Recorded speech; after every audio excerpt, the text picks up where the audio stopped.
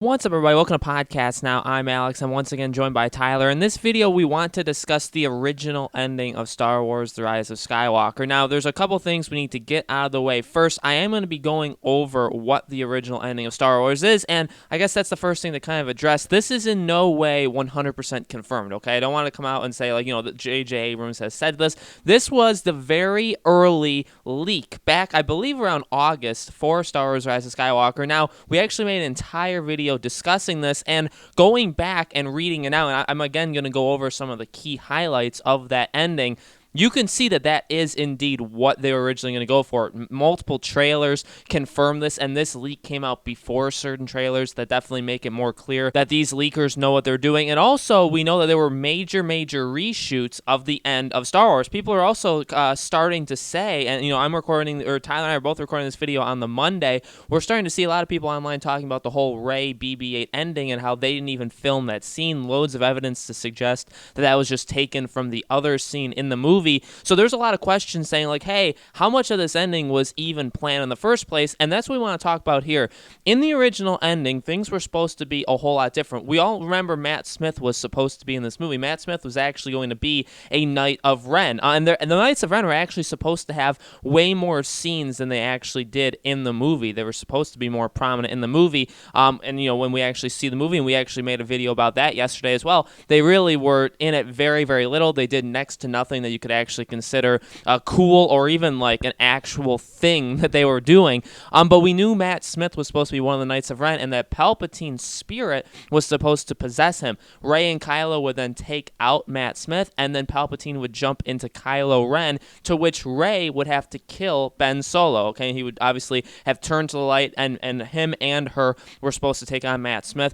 Rey would then kill Kylo Ren or Ben Solo, and then Luke, and then we can just go over this. Palpatine was then supposed to try to possess Rey, which would not work, and then he would be destroyed forever. Now, I get it. There's not massive specifics. We don't know how that necessarily looks, but when we look at what we actually got in the ending, and then Luke was supposed to revive Ben Solo, okay? The spirit, the Force ghost of Luke Skywalker is supposed to revive Ben Solo. And when we look at the movie, it's very, very obvious and clear, to me at least, that was supposed to be the way that they were going. Now, you can argue, and I want to hear that from the comments below. I'm going to hand over to Tyler in a second to give, which one he thinks is better, but you could argue which one you think is better. It's clear that there were definitely elements of that in this movie. The one we actually got, it's very clear that there were some things changed. I feel, and I've always said this in the past, for the last 2 weeks in these videos, the ending is like this grand, big thing. It's this big spectacle, and I agree, with my own assertion of saying that. At the same time, when you look at it, there are just a lot of things. It's like, well, does it actually make sense? Because it cuts really weird, and Palpatine throws Ben down the huge pit, which, he kind of just eliminates him from the final fight in general, to just make it kind of him versus Rey. Very clear that there were major things changed up about it, and I've seen people say there was no shot of Ben actually fall. There's a lot of things in there. It's like I really feel like he was supposed to live. Ben Solo, I feel like, was supposed to survive. And you could say, well, the Force ghost of Luke, why would a Force ghost be able to heal? And I'd agree with that. I would say that's a stupid thing. That's definitely not something they should have actually done. But instead, they just made a live person do that. Instead, they made Kylo bring Rey back to life, and then that killed Kylo. So, they kind of did that. So if you want to kind of go along with me and say, well, I think this is the actual ending, well, you could look at that and say, well, yeah, they kind of did that. They just kind of switched who was supposed to die first and just go from there. But it seems very clear that Ben was supposed to, yes, he would die. No matter what, he was going to die. But in the original ending, Luke would actually bring him back. There was also talks that it would be Rey, Poe, Finn, and BB-8 all at the ending, all together. And what you got in this is a very disjointed mess. I truly do believe that. Again, if you like the ending, that's totally cool. But when I look at that that ending, specifically like the last 10 minutes, it kind of like just throws people in different places. It gives Lando a side mission where you obviously assume that Janna is his daughter. You go with, I guess, just Finn and Poe. They're just around somewhere. For some reason, BB-8 goes with Rey, even though BB-8 was originally Poe, so I don't know why he switched. We don't know where Chewie, R2 was just thrown and never to be seen again. Like Chewie, R2, C-3PO, they're just there. We don't necessarily know where they're going, but it was just ended, in my opinion, very abruptly, right? We see a couple of like the Star Destroyers exploding, some like First Order spacecraft in different, galaxies or solar systems, like they get destroyed. We get to see different planets, again, kind of, celebrate just like Episode 6 did in the extended, or like when George Lucas went back into it.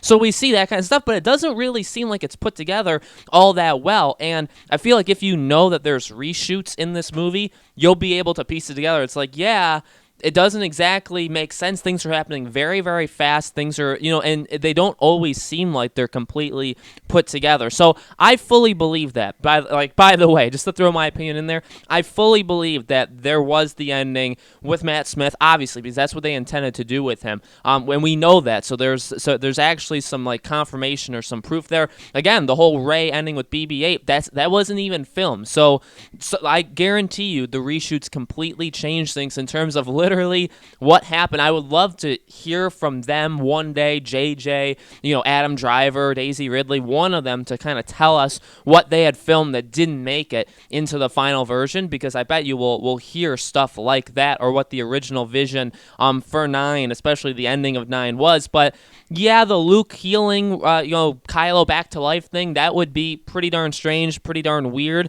I don't know if I would have agreed with that, but at the same time, we kind of got that anyway, just with 2 people living instead of a Force ghost. So I'm going to hand it over to Tyler real quick to see what his thoughts are on the original ending. So I am glad that they omitted this original script, like what happens in it, but I'm also confused as to why, and here's why. So if they would have left it, if they would have let it where Force Ghosts can revive someone who's passed away, you would never be worried about any future character ever. Anytime they're in danger, you'd just say, hey, well, Yoda the puppet, the little puppet that can be used for 100 or more years, doesn't even have to speak, just can flick his little finger. Could be even Baby Yoda. There's a little puppet, just say, and like use his little fingers, and you're back to life. Boom, you're back. So you'd never be worried about any character. That's not good. It takes all the excitement away. So for continuity, I totally understand why they felt like, maybe this is a little much, because then we have a lot of splaining to do in the future. So I get that. But here's what I don't understand. Why is it too much for someone who's dead to revive somebody, but it's not too much for someone who's alive to revive somebody? And you might say, well, they didn't just revive him. I mean, Ben traded his life for Rey. Yeah, but did he? Not really. He traded his, basically, ability to exist in the physical realm, but his spirit will live on forever. Remember, no one's really gone, is what Luke says. And we've seen Yoda, we've seen Obi-Wan, we've seen Anakin as a Force Ghost, we've seen Luke as a Force Ghost, we've seen Leia as a Force Ghost. I assume that Mace Windu communicating with Rey means that he can be a Force Ghost. The list, I'm assuming the list... Oh, we know Qui-Gon, by the way, is a Force Ghost, because he's the one who basically figured it out. So I assume there's many Jedi, probably past, present, future, that can be Force Ghosts. So Ben Solo did not transfer his soul into Rey. He basically used the life force that he has as a physical person for her to be back, but now he lives on forever as a spirit, as a Force Ghost. So it's just very confusing. Like, why would you even want to be alive at that point? Why would you not want to be a Force Ghost? Because you can do like amazing things. You live on forever. You can interact. You can burn down trees. I mean, who doesn't want to burn down trees? I'm just kidding about that. But it's interesting that they felt that one was too much, but the other is not too much. I don't quite understand that.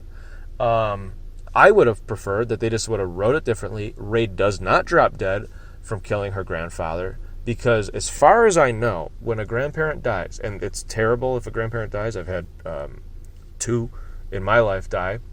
It's very sad, but I'm alive. So when my grandfather died a couple years ago, I did not die. So I don't understand why Rey killing her grandfather would then make her drop dead. That doesn't make sense. So just, they could have wrote that differently.